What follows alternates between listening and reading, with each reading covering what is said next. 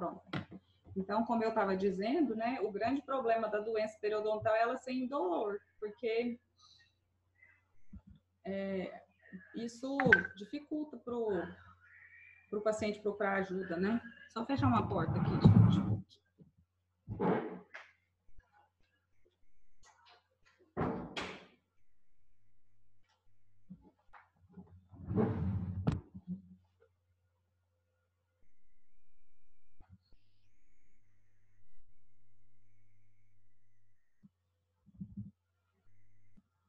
E aí, a gente consegue selecionar um grupo com mais tendência, né? Tendência a ter doença periodontal, viu, gente?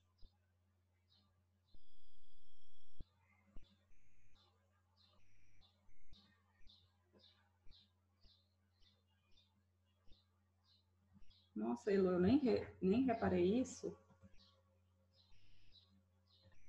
A Andréia. Vamos conferir aqui, né, se tem alguém com esse nome agora.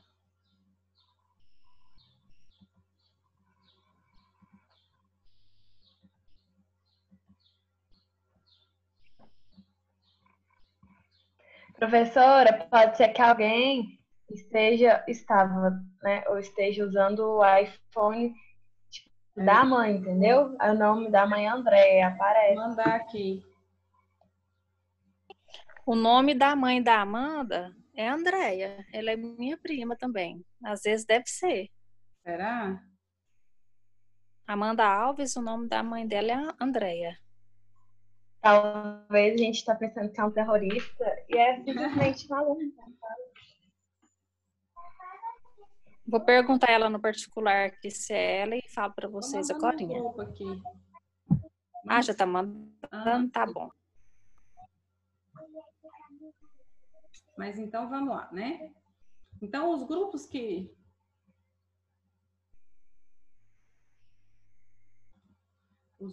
têm mais tendência a ter doença periodontal são os fumantes, né? Como eu disse, idosos, né? Doença periodontal geralmente acomete mais pessoas de uma idade mais avançada, né? Começa na meia idade e só avança, né? Especialmente se não tiver cuidados. Pessoas com cuidado dental negligente, né? Então, não adianta também ser jovem e não ter um cuidado dental. Lembra da história que eu contei? O menino tinha 21 anos, né?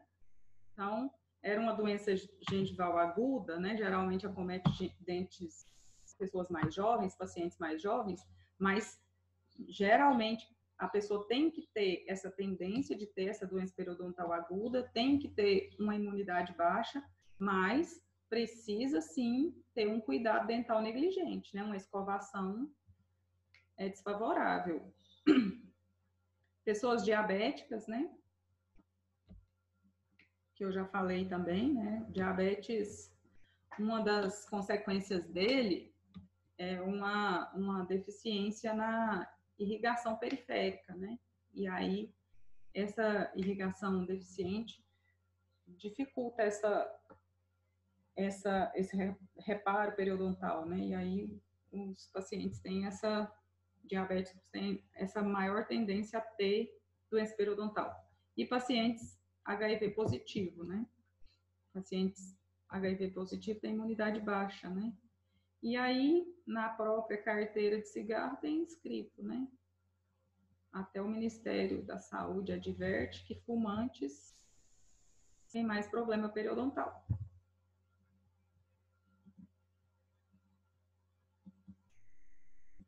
A contribuição da radiografia na avaliação periodontal, né? Então, a radiografia vai nos dar uma melhor avaliação da qualidade, né, e a quantidade do osso presente, das condições das cristas alveolares, né? Vai dar uma avaliação da perda óssea nas áreas da furca, o ligamento periodontal, dessa espessura do ligamento, né? A radiografia também nos dá informações sobre os fatores de irritação, né, como o cálculo e restaurações mal delineadas, né, restaurações deficientes que produzem um acúmulo de placa bacteriana, dificulta a higienização pelo paciente, né? Nos dá uma noção do comprimento das raízes dessa morfologia, né? Que muitas vezes é decisivo na avaliação periodontal. Contatos interproximais abertos, né? Quando não tem um contato interproximal eficiente, são locais de impactação de alimento. E algumas considerações anatômicas, né? Posição do seio maxilar, se tem dentes ausentes, dentes extranumerários, se o paciente possui cárie, lesões apicais, reabsorções radiculares. Então, essas informações são me dadas pela radiografia. E as limitações das imagens, né? Então, geralmente, como a radiografia é bidimensional, então tem limitações de sobreposição. Às vezes, o paciente exibe uma lesão apical só, mas uma lesão periodontal pela vestibular, por exemplo, e aí eu não consigo avaliar, né? Eu olho para a radiografia e está tudo bem. A radiografia também me dá uma aparência de menor gravidade, né? Eu olho para a lesão periodontal e imagino que é menos grave na radiografia do que é na realidade. E também não informa a relação entre tecidos moles e duros, né? Eu vejo a perda óssea, mas a perda gengival e a profundidade de bolsa, esses detalhes, eu não consigo avaliar na radiografia. As interproximais costumam ser melhores para a gente avaliar crista óssea. O que quer dizer isso? A radiografia periapical é a radiografia de escolha? Muitas vezes não, porque se tem uma perda óssea avançada, eu não consigo enxergar na radiografia interproximal, né? Porque tem uma limitação na imagem mais apicalmente do dente. Mas elas são boas nessa avaliação de perdas ósseas iniciais, porque a gente avalia melhor devido ao ângulo horizontal de radiação, a gente consegue avaliar melhor a perda óssea inicial. Então, eles no livro falam lá de bite-wing vertical, né, aumentar essa área de cobertura da radiografia bite-wing, mas é uma técnica assim que a gente quase nem usa aqui no Brasil. As radiografias periapicais, então, na maioria das vezes são as radiografias de eleição, né, para uma avaliação periodontal, e as panorâmicas não são recomendadas, né, porque panorâmica não serve nem para avaliar cárie e nem doença periodontal. As considerações especiais são a frequência, né, desses exames, então isso depende um pouco de paciente para paciente, da agressividade dessa doença periodontal, se eu preciso repetir sempre essa avaliação, se a avaliação clínica será suficiente, então isso varia um pouco de profissional para profissional e de paciente para paciente. E radiografias usando softwares, né? Hoje nas radiografias digitais. Isso aqui é coisa que quase não se usa. A tomografia, né? A tomografia vai me oferecer mais detalhes, né? A gente enxerga aqui que esse dente está sustentado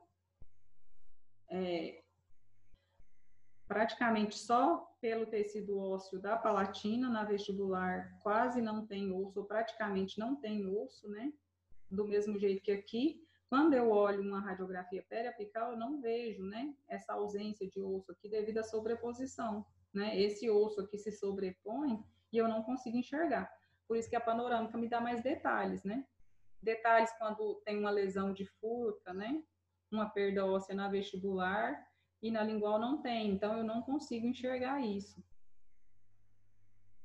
Como a tomografia é tridimensional, né? Aí o problema da tomografia é que ela tem um custo maior, né, do que a periapical e uma dose maior. Mas isso aqui é um pouco relativo. Como a gente já falou, né, sobre isso, a dose, se a informação é pertinente, se a informação é boa, não importa a dose, a gente faz o exame, né? E o custo também, se eu informar bem o paciente as vantagens, o paciente geralmente aceita. Então, a aparência da anatomia normal, né? A gente enxerga essas cristas ósseas com uma altura bem legal, né? Próxima à junção amelo-sementária, né? Geralmente 0,5 a 0,2 milímetros da junção amelo-sementária. A gente vê um contorno definido, né? Um espessamento, uma cortical mais definida, né? E próxima à junção amelo-sementária, próxima à crista alveolar, o ligamento periodontal é mais espesso. Depois ele vai afinando à medida que se tornando menos espesso, à medida que a gente se aproxima do ápice, né? Isso são informações de normalidade, porque depois eu preciso ver o que está anormal, né? Então, a gente vê quando um paciente exibe uma periodontite inicial, a gente vê pequenas áreas de erosões na crista óssea, né? Quando a gente olha para essa crista óssea alveolar, ela é homogênea, ó. Eu vejo uma anatomia bem definida, né? Bem homogênea. Aqui a gente já vê um início de erosão, ó. Aqui é uma lesão bem inicial, né? Um arredondamento, tá vendo? Nessa crista. Aqui ela é mais quadrada, ó. Ou às vezes ela é triangular, né? Quando é mais anterior. Mas aqui ela vai ficando mais arredondada. Aqui também, ó, mais arredondada. Então, isso já é indício de uma doença periodontal inicial.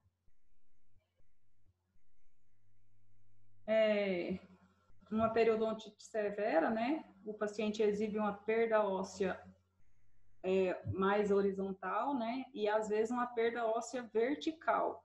Isso varia, às vezes, da área da incidência da doença periodontal em um paciente, ou às vezes de paciente para paciente, né? A paciente tem tendência de ter uma perda óssea horizontal ou às vezes vertical.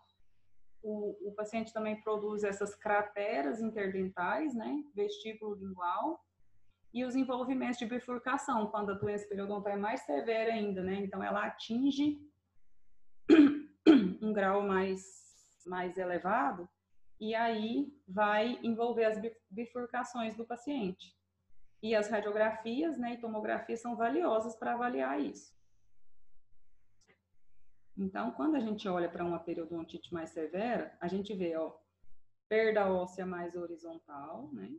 A gente olha a crista óssea, se a gente traçar uma linha, a gente vê que essa perda óssea está paralela a uma linha perpendicular à junção amelo-sementária, né? Quando a perda óssea é vertical, como essa aqui, já não é mais paralela àquela linha, né? Ela é uma perda óssea mais vertical, né? Não forma mais um ângulo, ela forma um ângulo, aliás, né? Com aquela linha paralela à junção amelo-sementária. Uma perda óssea vertical, né? Horizontal, e uma perda óssea vertical. Ela é irregular, né? Em um dente, ela está num nível e no outro o nível é diferente. Aqui, ó, no premolar ela tem um nível, no molar já é mais severa, ó. Ela vem...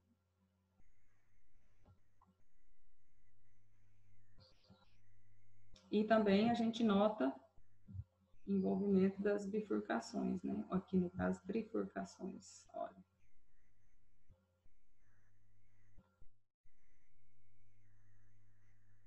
A perda óssea horizontal é como eu disse, né? Ela é paralela a uma linha imaginária que une as duas junções amelo-sementárias, então ela é bem paralela, ó. Ela deveria, a junção amelo-sementária aqui, né? Ela deveria estar próxima aqui, né? 0,5 a 0,2 milímetros de distância. Não, ela está bem longe da junção amelo-sementária, né? Mas ela é paralela a essa linha. Então, ela pode ser leve, moderada ou severa, né? Depende do... Aí, um único exame, depende do nível aqui, onde tem essa doença periodontal. Um único exame não vai me indicar a atividade da doença. Eu posso olhar aqui, ó, o paciente tem uma perda óssea severa, mas eu posso dizer que essa doença periodontal dele está ativa? Não. Ele pode ter tido bolsas periodontais, cálculos, né? E ter sido tratado, né? Tratou, fez cirurgias periodontais, removeu as bolsas, mas a sequela, que é a perda óssea, continuou. Agora, aqui a gente já pode dizer que talvez essa doença periodontal esteja em atividade pela presença dos cálculos, né? Aqui a gente já não vê cálculo. Então, nem sempre uma única radiografia vai me dar essa atividade da doença periodontal. Eu preciso de várias radiografias, de exame clínico, né, para avaliar isso. E a perda óssea vertical, né, ela pode acontecer em um único dente ou em vários dentes. E ela se estende apicalmente, né? Ela forma um ângulo com essa linha imaginária da junção anel-sementária. E ela é mais difícil de diagnosticar, né? E é mais rara também. Geralmente, a perda óssea é horizontal. As crateras interdentais são umas faixas irregulares. A gente vê que tem uma perda óssea, mas a gente vê que essa perda óssea não é muito regular, como na doença, na perda óssea horizontal. Olha aqui, ó. Aqui a gente nota a perda óssea, né? Esse cinza esfumaçado aqui, um pouco é de tecido mole, né? Mas a gente vê, ó, o osso, né? É mais regular. Agora, na cratera, a gente vê que um lado, a margem óssea tá aqui, nesse nível, e do outro lado, que pode ser lingual ou vestibular, a gente vê que está no outro nível. É como se fosse isso, ó, vestibular, ele está num nível e lingual está em outro. Deu para entender? Deu. Deu, né? Então a gente nota assim, ó, uma irregularidade, né? Como se fosse uma bacinha, ó. Forma uma cratera, né? De um lado, o nível ósseo está em um certo limite, de outro, ele está além desse limite. E a perda óssea de parede lingual, né? Elas são, a gente olha, também são mais difíceis de diagnosticar, né? Porque, olha só, ela não envolve o osso interproximal, ela envolve as paredes lingual ou vestibular do osso, ou bucal, né? Do osso. Então, o que é isso, né? A gente vê isso mais na tomografia. Lembra que eu mostrei aquelas imagens tomográficas? De um lado, na lingual ou na bucal ou na vestibular, né, pela radiografia a gente não consegue enxergar, está praticamente no nível normal. Olha esse premolar aqui, né? Aqui, ó, na distal do premolar, está quase no nível. Mas quando a gente olha uma das faces do dente, deu uma perda óssea. Olha aqui de novo, ó. Aqui ela está num nível e ela volta, geralmente é arredondado. Como não envolve, olha, a crista óssea proximal está quase normal, é mais difícil de enxergar.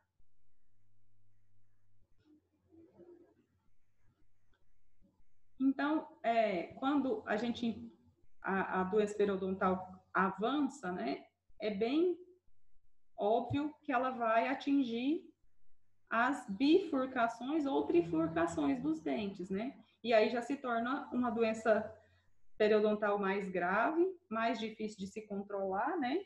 E mais difícil de se tratar. Então, precisa, né? Geralmente, essas deformidades nas furcas são diagnosticadas com um exame clínico mais cuidadoso, mais preciso, né? Mas a gente consegue enxergar bem essas alterações nas furcas. Olha, isso aqui está bem óbvio, né? Aqui tem até uma cárie aqui, parece, né? Que tem uma cárie radicular e uma alteração, ó. Aqui um iniciozinho aqui também. Então, geralmente um exame clínico cuidadoso vai fechar o meu diagnóstico, né? Tem como que é o nome? Sondas, né, periodontais específicas para furca, não tem? Sim, gente? Tem. Eu não sou periodontista, então quando eu pego uma doença periodontal um pouco mais avançada, né, geralmente eu encaminho. Eu não entendo muito bem disso, não.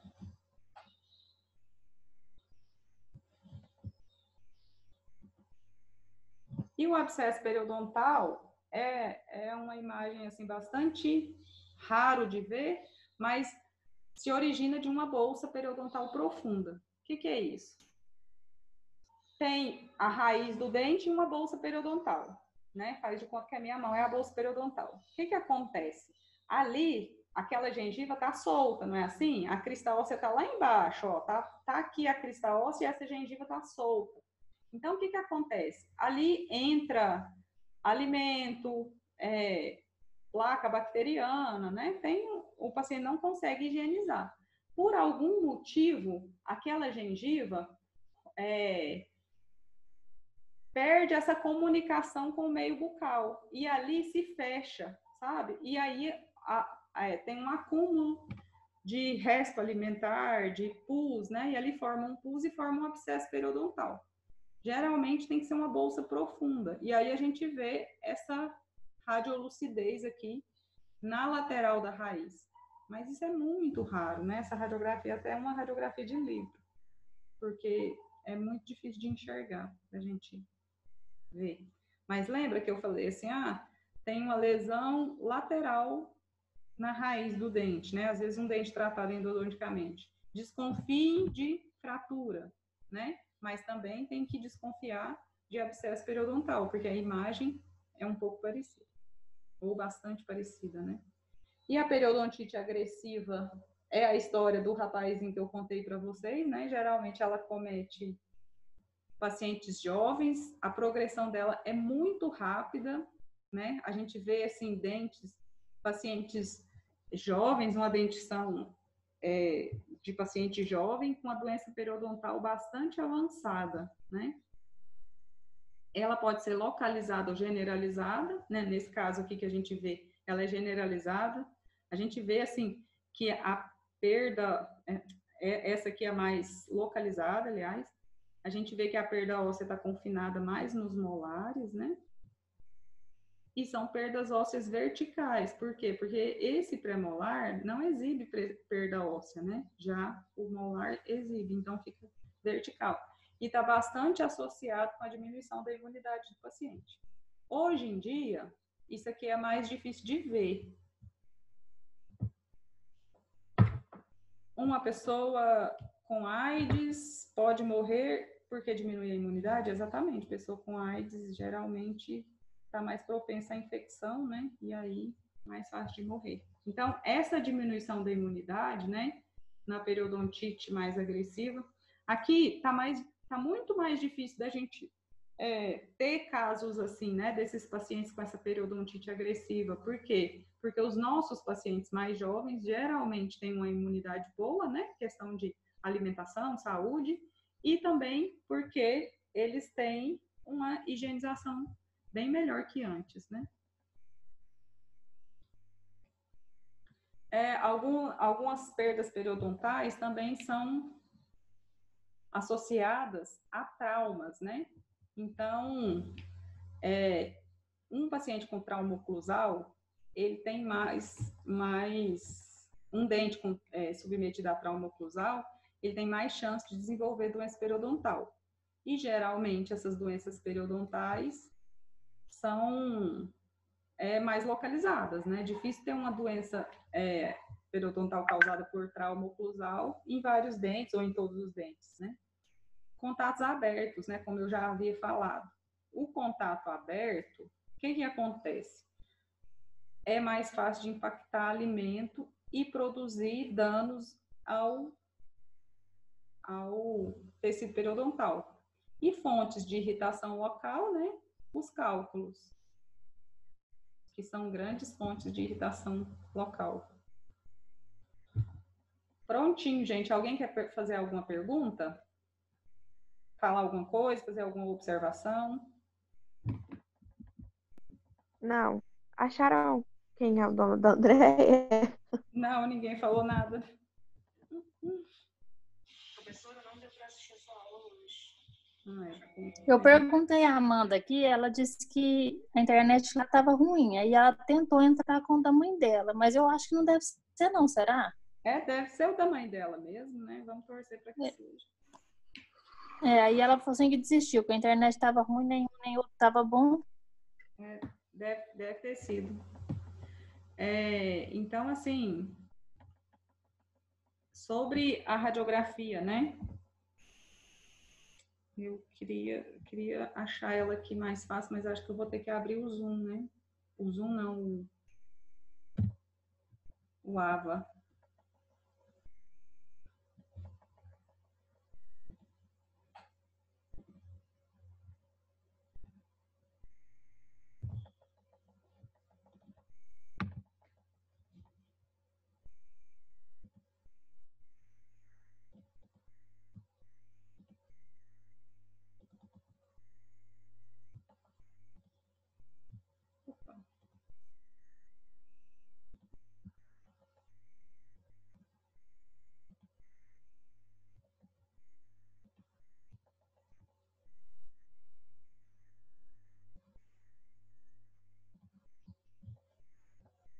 Tem hora que demora para abrir.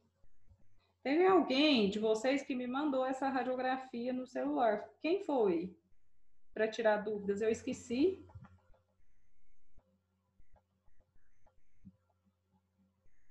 Não está na aula, não? Será? Já tá acabando o tempo. Vamos ver se a gente acha aqui.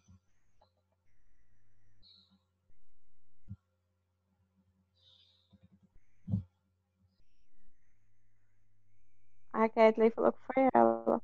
Foi a Kathleen?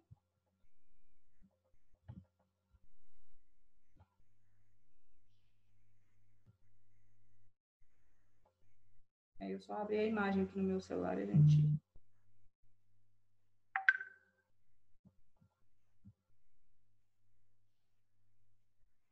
Ah, o Lucas me mandou aqui.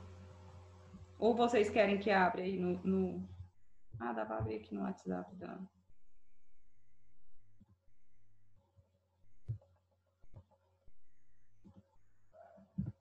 Aí, pronto, né? Que aí fica mais fácil. Então... E a tela tá travada. A tela tá travada? Peraí que eu vou abrir. Tá no Thank. Peraí. É que eu acho que eu abri pelo lugar errado mesmo.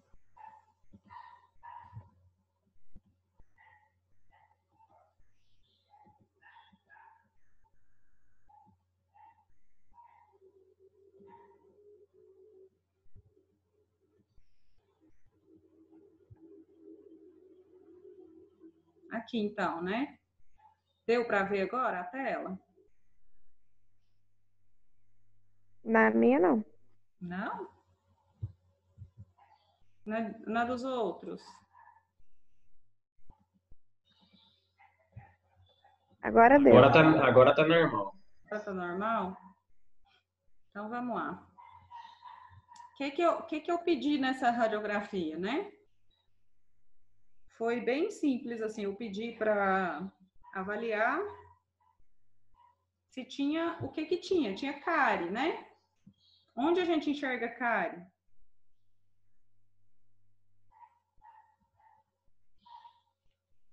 Na distal do 46?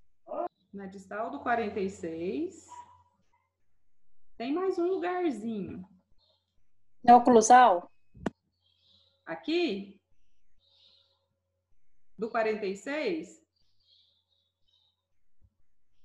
Parece sim, que sim, né? A gente fica na dúvida. Assim, eu diria que não, Joalice, mas pode-se ter uma dúvida sim, mas eu diria que não. Eu acho que é só anatomia mesmo, né? Que aí a gente olha aqui na junção lamelo-sementária, não vê, ó, né? Então, eu não diagnosticaria cárie aqui, mas falar que pode ter, chamar atenção, né? O exame clínico, como eu disse, é soberano nessas cáries iniciais, né? Aqui, ó, tem uma cárie, tá vendo?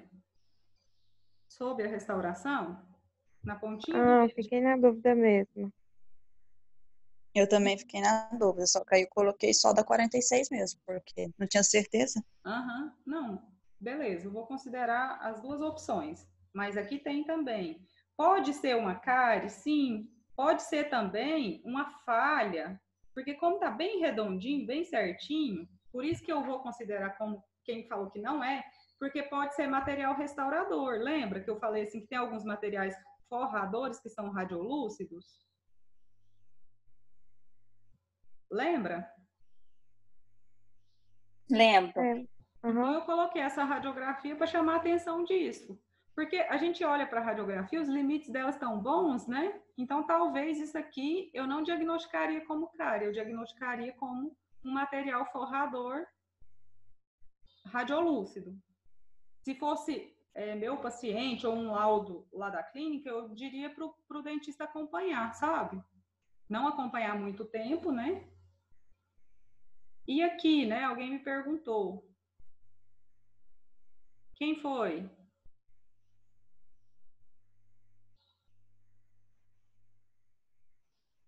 Gente, Foi a Larissa, eu acho. a Larissa não tá aqui, não?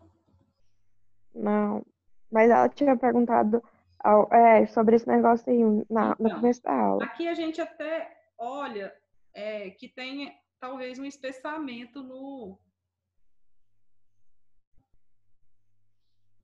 periodonto. Mas eu não diria que seja uma lesão apical, não, tá? Isso aqui é mais uma variação anatômica, talvez o dente está terminando a erupção, então não diria ter uma doença periodontal aqui. Mas de todo jeito eu ia pedir para o dentista fazer uma avaliação da sensibilidade por parte desse dente, tá bom? Abre a imagem, Cláudia. Abrir assim? Fica melhor. Aí, não, mas sem o zoom. Pois é, cadê o zoom? Só apertar com o mouse. Ficou melhor agora? Vê, a dúvida da Larissa é aqui, ó. Né? Mas eu diria que essa raiz está terminando de erupcionar, alguma coisa assim, não seria aumento do espaço periodontal. Mas eu não lembro a idade do paciente, né? Como o siso aqui também está terminando de formar a raiz, talvez pode ser. Mas pela idade do paciente, eu ia comparar com outros dentes e talvez pedir para o dentista fazer uma avaliação de sensibilidade pulpar, tá? Mas é uma dúvida, sim, a ser levantada. Alguém quer fazer mais alguma pergunta? Sim ou não? Não. Não? Beleza? Sim? Gente, obrigada de novo, viu? Vou postar a pergunta de novo, né? Se alguém tiver alguma dúvida, for rever a aula ou quiser me acessar no WhatsApp, estou à disposição, tá? Para que vocês precisarem. Vou fazer o possível para postar a aula o mais rápido possível. E muito obrigada por mais esse dia, né? Semana que vem tem VA, né? Tem, Cláudia. O assunto é cárie, viu?